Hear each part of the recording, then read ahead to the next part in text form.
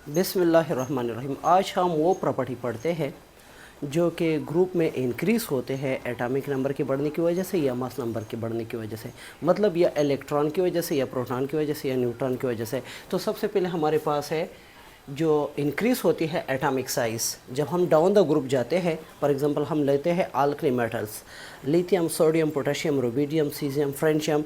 जब हम इस तरह ग्रुप में जाते हैं तो शेल नंबर इंक्रीज़ होता है, न्यूक्लियर के अंदर प्रोटॉन इंक्रीज़ होते हैं, साथ में शील्डिंग इफेक्ट इंक्रीज़ होता है। लेकिन यहाँ पर दो डोमिनेंट चीज़ें जो है, हमारे पास शील्डिंग इफेक्ट है और साथ में न्यू एडिशन ऑफ शेल होते हैं, तो इनकी वजह से एटॉमिक साइज़ बढ़ता है।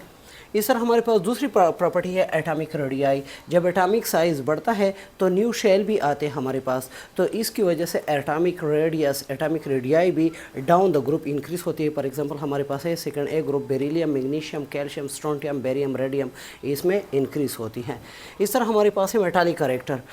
जिस ग्रुप में भी हम पीरियोडिक टेबल में जाते हैं फ्रॉम अप टू डाउन, तो मेटालिक करेक्टर इंक्रीज़ होते हैं। फॉर एग्जांपल हमारे पास है boron, aluminium, gallium, indium, thallium. जब हम नीचे की तरफ आते हैं तो मेटालिक करेक्टर इंक्रीज़ होते हैं। इस तरह हमारे पास है कैटाइन फॉर्मेशन। जब हम ग्रुप में जाते हैं अप टू डाउन तो कैटाइन का बनना भी आसान होता है। फॉर एग्जांपल हमारे पास है carbon, silicon, germanium, tin, lead. तो लेड में कैटाइन फॉर्मेशन आसान होता है, मतलब जो डाउन द ग्रुप होता है वो उनसे इलेक्ट्रॉन निकलना आसान होता है। इस तरह हमारे पास है शील्डिंग इफेक्ट या स्क्रीनिंग इफेक्ट या इनर शेल इफेक्ट। जब हम डाउन द ग्रुप जाते हैं तो बार बार न्यू शेल ऐड होते हैं, तो जो न्यूक्लियस होती है और वैलेंस शेल, इनके दरमियान नए शेल आते हैं, मतलब इनर शेल आते हैं, तो इसे हम शील्डिंग इफेक्ट कहते हैं और ये बार बार इंक्रीज़ होती है डाउन द ग्रुप। इस तरह हमारे पास है रिएक्शन विद ऑक्सीजन। जब हम डाउन द ग्रुप जाते हैं तो ऑक्सीजन के साथ जो रिएक्शन होता है वो भी तेज़ी के साथ होता है। फॉर एग्जांपल हम स्टार्ट में लेते हैं लिथियम और फर्स्ट ए ग्रुप में, जबकि लास्ट में जो होता है फ्रेंशियम, फ्रेंशियम जो है वो बहुत तेज़ी के साथ वाइग्रेसली रिएक्शन करता है। इस तरह हमारे पास है रिड्यूसिंग एजेंट। जो टॉप पे होता है वो इतनी आसानी से इलेक्ट्रॉन नहीं दे सकता, जबकि जो लास्ट में होता है वो बहुत तेज़ी के साथ इलेक्ट्रॉन दे सकता है। उस पर आयनाइजेशन प्रोटेक्शन एनर्जी जो होती है वो बहुत कम लगती है, जबकि टॉप पर जो होता है उसका साइज स्मॉल होता है तो उस पर आयनाइजेशन प्रोटेक्शन एनर्जी ज़्यादा लगती है। इस तरह हमारे पास है डेंसिटी। हमेशा जो टॉप पे होगा उसकी डेंसिटी क्या होगी, हमारे पास ज़्यादा होगी, क्योंकि ऊपर जो साइज़ होता है छोटा होता है। लेकिन जब हम नीचे जाएंगे तो डेंसिटी और बढ़ेगी, क्योंकि हमारे पास जो प्रोटॉन होते हैं, न्यूट्रॉन होते हैं, इलेक्ट्रॉन वो बढ़ते हैं। तो जो हमेशा टॉप पे होगा वो हमेशा लाइटर होगा, जबकि नीचे जो होगा वो हमेशा डेंस होगा। इस तरह हमारे पास है atomic number and mass number. Atomic number और मास नंबर भी डाउन द ग्रुप इंक्रीज़ होते हैं। इस तरह हमारे पास है ग्रेविटी। जब हम नीचे की तरफ जाते हैं तो अक्सर तौर पर पीरियोडिक टेबल में टॉप पर जो होते हैं वो गैसेस होते हैं, दरमियान में लिक्विड होते हैं, जबकि आखिर में सॉलिड होते हैं। जिस तरह पर एग्जांपल हमारे पास है fluorine, chlorine, bromine, iodine, astatine.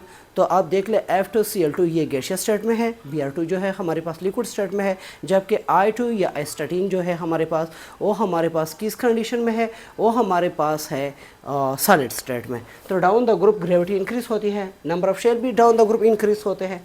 Electrical conductivity.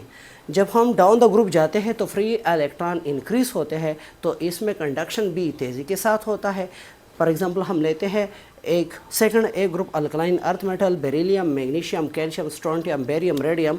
तो टॉप पे जो होगा उसमें कंडक्शन कम होगा हीट और इलेक्ट्रिसिटी का, जबकि जो लास्ट में होगा उसमें करंट या हीट का पास होना तेज़ी के साथ होगा।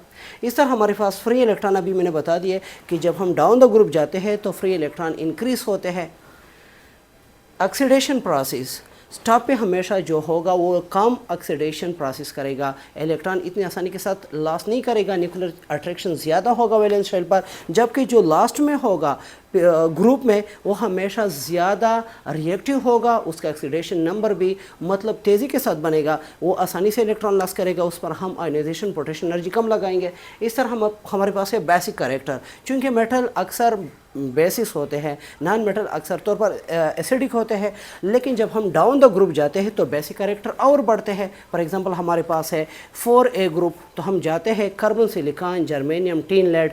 जो नीचे है हमारे पास वो मेटालिक करेक्टर रखते हैं, जबकि अपर जो है वो हमारे पास एसिडिक करेक्टर रखते हैं, वो नॉन मेटल है।